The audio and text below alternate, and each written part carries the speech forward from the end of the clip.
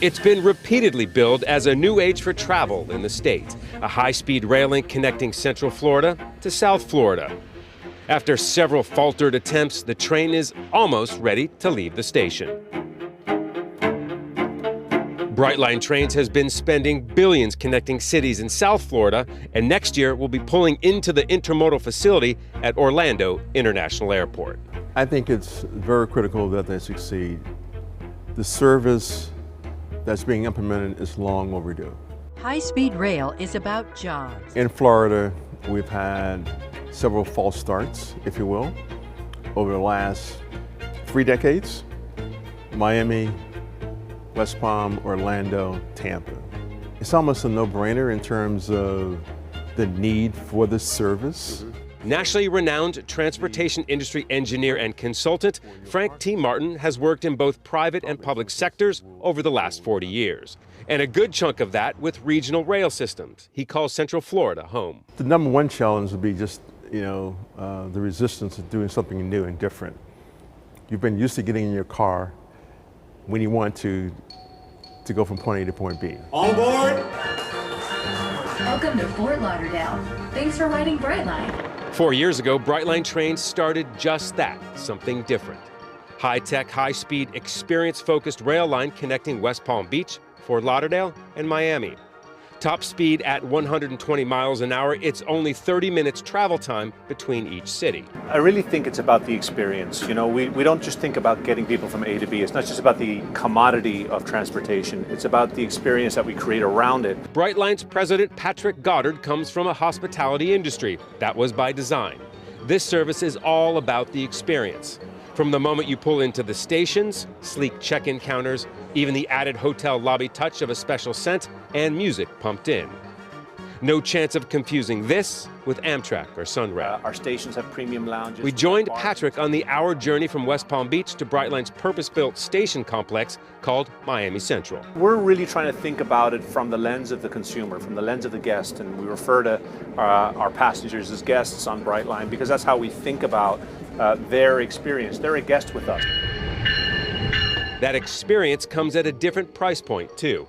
This is not commuter rail. Trips start at $15 one way and price up depending on demand. But with deals and monthly pass discounts as the system grows and because of COVID, some are using Brightline to commute. One passenger we spoke with lives in Fort Lauderdale but works in Miami, commutes every day on Brightline. I get to work, I'm not stressed out, I get home and I don't yell at anybody. So. What did you do before Brightline? I fought the traffic on I-95. It wasn't fun, but had to do it. From Jupiter, Natasha Truesdale uses the line for business. This time, she's out for a family day trip. Definitely in a couple years, we would be using this to go to Orlando, go to the amusement parks. You don't have to get at the train station very early. It's not like going to the airport 2 hours early. You get here 10 minutes early and get on, and it's timely. There's not a lot of delays. Brightline is the first privately owned and operated intercity rail system in over 100 years. Owned by Florida East Coast Industries, that relationship gives Brightline priority when running on the tracks shared with freight trains, the segment from Miami north to Brevard County, where new tracks to Orlando are now being laid. So there's an incredible opportunity in the United States right now. We're about 50 years behind Europe and Asia, as I said, in terms of intercity passenger rail. Being behind the times brings growing pains. Just like when Sunrail was introduced in Orange, Seminole, and Volusia counties, there have been accidents involving Brightline trains. Earlier in the year, there were 3 in 4 days along the tracks in Palm Beach County, 1 deadly. The public, drivers and pedestrians, not used to new trains and frequency, or not heeding the warnings. We see people making intentional acts versus accidents. Like, we're not seeing accidents. People aren't accidentally driving around a grade crossing, or they aren't accidentally, walking in front of the train. That's not what's happening here. Brightline reminds everyone, drivers, cyclists, and pedestrians, to always be safe around the rails. Brightline is investing in public information outreach programs warning of rail crossings. The company also says it has and will continue to invest billions in upgrading infrastructure of the line and the crossings, including high-tech like drones to patrol the tracks.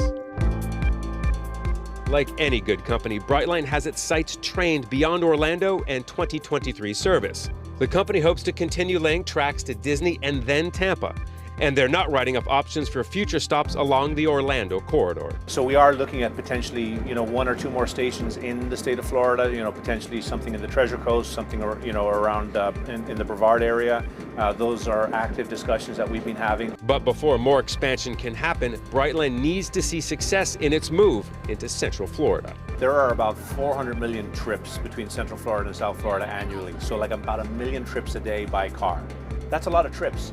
And really what we're trying to do is we're trying to offer people an alternate way to take those trips. Patrick uses the 20% month-on-month growth so far this year on the South Florida route as proof of concept for the line. And he's banking Brightline's success on pulling 10% of drivers between Central Florida and South Florida off the highways and onto his trains. For us, to make Florida work, I talked a little bit ago about 400 million trips. We need to capture about 10% of those in order to make this rail line viable. Right. And we think we're going to far exceed that, right? I mean, the congestion is going to get worse. Population is going to grow. The congestion is going to get worse. There's going to be more urbanization around the downtowns. When we actually start to connect South Florida to Central Florida, we think it's a game changer. Can they convince 40 million Floridians to leave their car at home? I think that's a doable first goal, 10%? I think so. I mean, I see no reason why it wouldn't be. I'm sure the marketing is going to be great in terms of the preliminary information going out to the community. Try this system, but it has to be a starting point. So that's probably a good starting point. There's a time-tested saying in the hotel business, Patrick's former industry. It's always about getting heads in beds. Here, it's trading the freedom of an automobile for the ease of getting there.